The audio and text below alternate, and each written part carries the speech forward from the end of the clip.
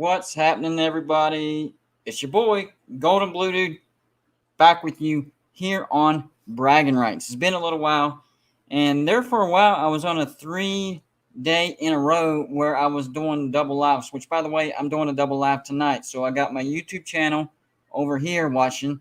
It's called Golden Blue Dude. Don't forget to go check out my YouTube channel, Golden Blue Dude, videos every single day. So I got that live going on, and I also have you guys going on. Let me switch over to comments so I can see everybody's comments. So yeah, that's what I'm doing right now. I'm doing a double live. It sounds complicated. It sounds hectic, but really it's the same show, two different formats. I've actually been doing my live show on YouTube for about an hour now. We've been voting on logos, so they're just hanging around to see what kind of goof offs I do for this other show. So I'm going to show off for a little bit this evening. But we got a great show for you guys. I'm not sure if Keo's going to stop by or not. I think he's going to, but we'll see. I'll keep my eyes out for him. But in the meantime, college basketball is officially over for 2021. That's crazy. It feels like it just started. At least March Madness just started, yesterday. But yeah, it's over. And it didn't end with a bang. Not at all.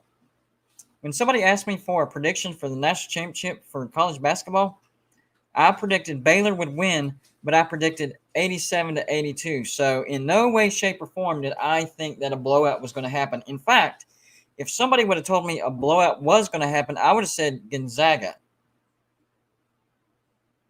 So if I had two choices, a blowout, I would have said Gonzaga. Then a close win, I would have taken Baylor.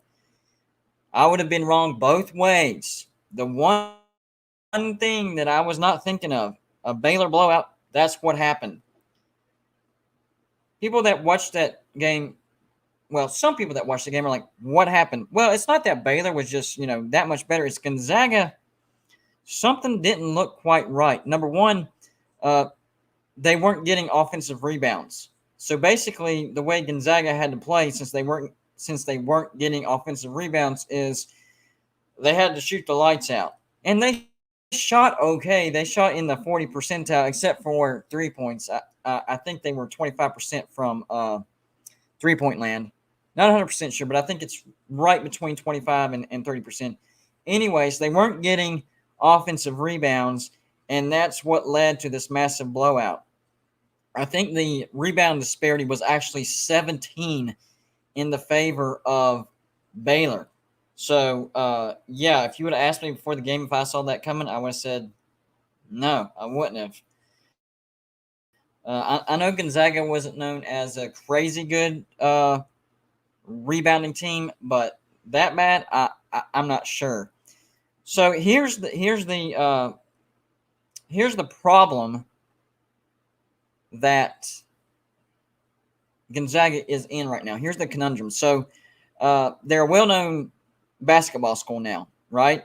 They're no longer, the Cinderella story. Problem is, they still can't win a national championship. They just went 30 and something and nothing until they got to the national championship. Then Reggie Miller choke time. Not good. And I kind of felt bad for Gonzaga because they were, they were overdue for one. But at the same time, Baylor hadn't had one in like 50 years, maybe 60, something like that. So either one, you kind of felt bad for. Just so happens it was Baylor's night. And whenever I watched that game, I was like, Baylor really hasn't been great in basketball, but for maybe 3 or 4 years, maybe 5. They've been okay for a while, but they haven't been great. And then I look at my team, I'm like, West Virginia, we have a Hall of Fame coach in Bob Huggins. We did go to the Final Four back in 2010. But then we get to the big dance every year, year in and year out, and we get knocked out either in the second round, Sweet 16, maybe Elite 8 if we're lucky. So there's no excuses for West Virginia anymore. And I'm not blaming the coach necessarily, but our players are not mentally tough. So congratulations to Baylor, for one thing. And I'm sure Gonzaga fans are devastated because they really thought this was their year. I thought it was their year. And we got the national championship that we all thought we were getting. And whenever Baylor got COVID, whenever they came back from COVID, they didn't look like the same Baylor team. But slowly but surely, they got better and better. And, of course, by the time they played West Virginia, they were kind of sort of back to the old Baylor. They beat West Virginia in overtime. There was a stat that somebody put up earlier where we got beat by Baylor. I think it was by 4 or 5 points. And then we got beat by Gonzaga by 5 points. So we were a really good team this year. A really good team. Just not good enough. And the thing that drives me crazy is we get into the second round, we play 11 seed Syracuse, and we actually do fairly well against their zone, but for whatever reason, Syracuse on that night got on fire. It had to be that night against West Virginia. Of course, that's our luck. So that's my thoughts on the national championship. I kind of turned it around about West Virginia because I was sulking a little bit. Still ticks me off, but anyways, that was a tough game to watch. Baylor jumped all over Gonzaga right from the beginning, so it was a blowout within 5 minutes. But then you're thinking, Gonzaga is Gonzaga. Gonzaga is Gonzaga. They're going to come back. They're going to at least make this a game. It didn't happen. Probably one of the worst national championships that I've ever seen in my entire life. But we got the matchup that we wanted. So congrats to Baylor. Gonzaga is still the odds-on favorite to win the national championship next year. Here's the crazy thing. You know who's number 2 right behind Gonzaga? It's pretty close between Baylor and UCLA. That's right. UCLA is actually an odds-on favorite to win the national championship next year. That's crazy, ain't it? But they did get to the Final Four, and they did give Gonzaga they made them sweat for a while. So I can't totally disagree with that. So I'm going to keep my eyes out for that, see if those odds change a little bit. But right now, UCLA has caught my eye. They are, I think, second or third as far as odds-on favorite to win the next year's national championship. All right, on to the next topic. And it's actually my favorite topic. It is college football. You're like, Golden Blue Dude, college football isn't going on right now. That's okay. It doesn't matter if it's going on or not. I just love it so much. I wanted to do some predictions. We got to watch some spring games, spring practices, see what everybody looks like. So I wanted to do a quick champion prediction. I'm going to go through and give everybody my champion prediction for each Power 5 conference and give you a couple of reasons. At least try to make a little bit of sense because a couple of these might raise your eyebrow. Why did you pick that team to win that conference? So here we go. We're going to start in the ACC. I think it's an obvious choice in the ACC. The ACC is Clemson's. It's Clemson's conference right now. But I do think that North Carolina will challenge Clemson, and I think it'll be the same scenario as it was last year. The winner of Miami and North Carolina will go on to play Clemson in the ACC championship. But I do think that Georgia will beat Clemson in the first game. After that, Clemson probably runs the rest of the table, gets the ACC championship, plays a tough North Carolina team, and the winner of that, I believe, gets into the playoffs, obviously. The question is, what if North Carolina runs the table before the ACC championship, plays Clemson close, but loses? Do they get in? I think they have a really good shot if some other things happen. But as far as winning the ACC championship, I still have Clemson. So not really a shocker there. I'm going through the conferences that aren't going to be all that shocking. Next, the Big 12, Oklahoma. I do think it's going to be a tight race between Oklahoma and Iowa State. I think Matt Campbell has a lot going on for him at Iowa State. I think they're headed in the right direction. The problem is Oklahoma returns pretty much everybody on offense. Really, they only lost Charleston Rambo, transferred to Miami. But Alex Grinch, their defensive coordinator, Oklahoma's defense doesn't look like Oklahoma's defense anymore. They actually looked really good. They were a top 20 defense last year.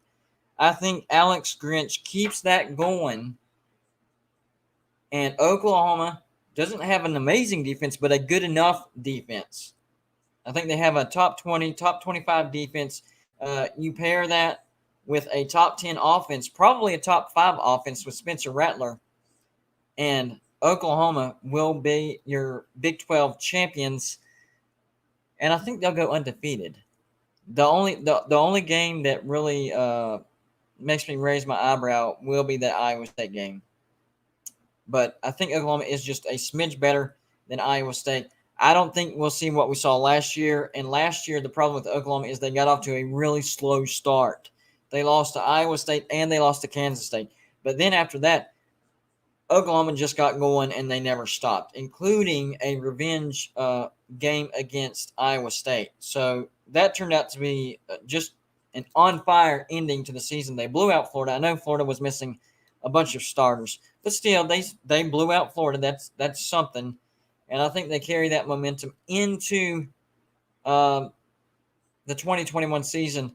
Win the Big 12, go undefeated, get to the playoffs, and I think Oklahoma gets to the national championship this year. I'm not quite ready to pick them as a national champion, but I think Oklahoma is good enough to get to the national championship. So there you go. ACC, I'm going to go with Clemson. Big 12, I'm going to go with Oklahoma, not Oklahoma State. I was about to say state. Oklahoma. So the last 3 conferences are the ones that you might not see coming. The first one is the SEC. I'm actually going to go with Georgia. Well, not necessarily, left field or whatever. They do have a ton comeback on offense. And if you look at the last 5 years statistics, the team that comes back with the best offense usually is going to get to the playoffs, wins their conference, and at least gets to the playoffs. Now, you can't have a trash defense, and Georgia's not going to have a trash defense. They just got Tyke Smith from West Virginia, our best defensive back, so that's going to help Georgia. And yes, George Pickens injured his ACL and needs surgery, but trust me, Georgia has more than enough talent to cover for that loss. Jermaine Burton, he has a sprain, but he'll be fine. Kyrus Jackson, Darnell Washington, don't forget about JT Daniels and the running back Zamir White, and the offensive line will be really, really good this year. They do have a few questions on defense as far as linebackers go, but I think Georgia will figure it out, and the offense will carry them, number one, in a win over Clemson, and number two, I think one of two things will happen. Either they'll get to the SEC championship undefeated, possibly lose to Alabama, or maybe grab a weird loss in the regular season and beat Alabama in the SEC championship. I don't know which one's more likely or unlikely, but one of those two scenarios are going to happen. I think Georgia actually slips up in the regular season, loses to somebody they probably shouldn't lose to, South Carolina maybe. For some reason, that happens more often than not. And then runs the table and beats Alabama. This is the year that Alabama is vulnerable. And I get a lot of crap for this. Alabama's Alabama, and they reload. All you have to do is look back at 2019, and every so often, Alabama isn't dominant. They're still Alabama. They're still only going to have 1 or 2 losses, but they're not the Alabama. They're in rebuild mode. I think that is this year. I think Alabama's still going to be a great team. 10 wins, no question. But this is their little, just slight downtick, and then they'll be back up the next year. And Georgia just so happens to have all this talent in that same exact year. So that's why I like Georgia winning the SEC. The Big Ten. That one's a tough one. Of course, everybody wants to take Ohio State. And Ohio State does return more talent than people realize. But they have some tricky games. They do get Penn State at home. That helps. They do have to go on the road to play Indiana. And last year, Indiana stormed back and almost beat Ohio State in the horseshoe. So between that and then a road trip to Michigan, I know they haven't lost to Michigan in a very long time. But you got to remember, Michigan just restructured Jim Harbaugh's contract, I think that does light a fire up under his rear end. And Ohio State, just like Alabama, slight downtick. And that's why I'm picking Wisconsin. Wisconsin, they returned pretty much everybody. That offense will be even better than what it was last year. And we always know that their defense always legit. And their schedule, that also will help Wisconsin. Wisconsin does not have a tough schedule at all. In fact, whenever I graded their schedule, I think I had Wisconsin as maybe the third or fourth easiest schedule in the Big Ten. So I think Wisconsin has a favorable schedule. I know they play Notre Dame, but that's at a neutral site, and Wisconsin fans will show up. Trust me. So I think Wisconsin does beat Notre Dame, and I think they get to the Big Ten championship probably with one loss. They beat Ohio State, and they might be competing with, say, the winner of the Alabama-Georgia or the loser of the Alabama-Georgia game and the loser of the Clemson-North Carolina game. Wisconsin will be competing with those two teams for a spot in the playoffs. Yes, I think Wisconsin is that good, that talented, and their schedule sets up that nicely that they could be in the playoff conversation at the end of the year. Then the last conference, the Pac-12 conference. A lot of people have Oregon. A lot of people have USC. Some people have Utah. Not me. I have Arizona State. Jalen Daniels, the quarterback for Arizona State, is the real deal. He's going to be a Heisman Trophy contender. We saw in the last game against Arizona, hung 70 on him. I know Arizona was bad, but I think we saw the full force of Arizona State in that last game. The only issue that I have with Arizona State is they do have a road trip to Utah, and I think a cross division road trip to Washington. Not 100% sure on that, but I think those were the two games that stuck out to me. So Arizona's schedule might be the only thing that trips them up. As far as talent, though, I think Arizona State has the best talent out of all the Pac-12. Oregon has to go to Ohio State at the beginning of the season. That could be a loss. I know it doesn't affect the Pac-12 standing, but it does affect momentum and mentality. So I think, and Tyler Show, I think he transferred as well. So I think Oregon has 3 or 4 losses on the schedule. USC, we saw them last year, very up and down. I think they have at minimum 2 losses, probably 3 or 4, just like Oregon.